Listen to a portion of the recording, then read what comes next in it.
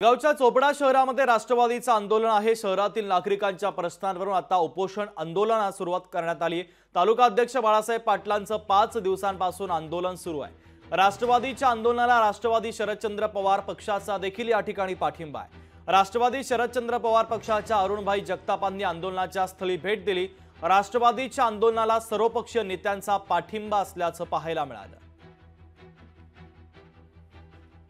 माझ्यासोबत 10 ते 12 वर्ष ज्यांनी काम केलं अशी बाळासाहेब उर्फ विजय पाटील हे 5 दिवसापासून उपोषणाला बसले। या निवेदनावर माझं पत्र देऊन कलेक्टर साहेब नंतर आपले CEO साहेब यांना देखील की हे प्रश्न सोडवण्याच्या संदर्भात आपण तातडीने मदत करावी। तातडीने जे अधिकारी आहेत त्यांना सोबत घेऊन हे प्रश्न त्यांनी जे मांडले ते प्रश्न योग्य आहे, ते चुकीचे नाही।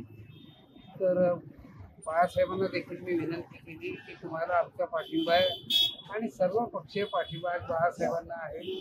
त्यांनी पुढे विचार करावा, हे उपोषण सुरू ठेवावं की काय।